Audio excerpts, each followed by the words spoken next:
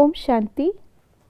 आज 18 मार्च 2025 है और आज की मुरली में बाबा ने हम बच्चों को पवित्रता धारण करने के लिए कहा है।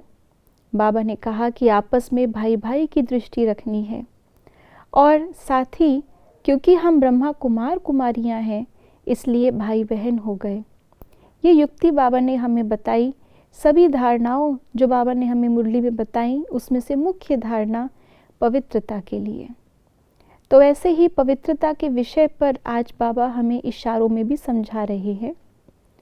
तो सुनते हैं आज के बाबा के अव्यक्त इशारे। संपूर्ण सत्यता भी पवित्रता के आधार पर होती है। पवित्रता नहीं तो सदा सत्यता रह नहीं सकती। सिर्फ काम विकार अपवित्रता नहीं है, लेकिन उसके और भी साथी हैं। तो महान पवित्र अर्थात अपवित्रता का नाम निशान न हो तब परमात्म प्रत्यक्षता के निमित्त बन सकेंगे। आज बाबा ने कहा कि संपूर्ण पवित्रता सत्यता के आधार पर होगी। ये बहुत ही बाबा की गुह्य आज बाबा ने स्टेटमेंट हमें बताई है और बाबा ने कहा कि इस पवित्रता के आधार पर ही प्रत्यक्षता होनी है, क्योंकि यही नवीनता है। यही इस पतित दुनिया के अंदर पवित्र पिता के कर्तव्य को सिद्ध करेगी। तो आखिर सत्यता के आधार पर पवित्रता कैसे हो सकती है?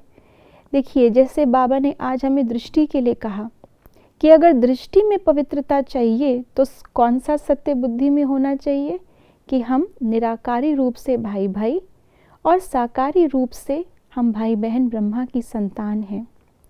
ऐसे ही संकल्प में जब सत्यता होती है कि सामने वाली आत्मा भी निराकार आत्मा स्वरूप में है, वो भी अनादि गुणों से भरी हुई है। भले उसका जो भी पाठ चल रहा हो अभी, लेकिन थी तो वो ही देवात्मा और दोबारा बननी है। तो उसके अंदर की अच्छाइयों को हम देख सकते हैं। अगर संकल्प में ये सत्य धारण नहीं किया तो उसकी कमियों को ही देखते रहेंगे, कमियों का ही चिंतन करते रहेंगे और बुद्धि को अपवित्र बनाते रहेंगे। तो संकल्प की पवित्रता के लिए भी सत्यता चाहिए।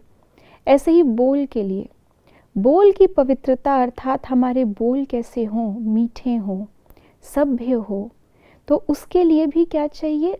उसके लिए भी चाहिए सत्यता। जब अपने सत्य स्वरूप में होंगे तो सत्य स्वरूप के अंदर कोई भी अशिष्टाचार नहीं है, क्योंकि सत्य स्वरूप में आत्मा को बाबा क्या कहते हैं? श्रेष्ठाचारी, देवता।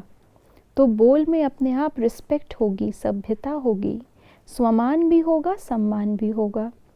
और कर्म के अंदर पवित्रता अर्थात हमारे कर्म विकर्म ना हो, सुकर्म हो। उसके लिए भी आत्मा जब निर्विकारी बनती है अर्थात सत्य स्वरूप में स्थित होती है, तभी कर्म की पवित्रता पॉसिबल है। तो किसी भी लेवल पर अगर पवित्रता की बात करें तो वो सत्यता और सभ्यता के बिना नहीं हो सकती। ओम शांति।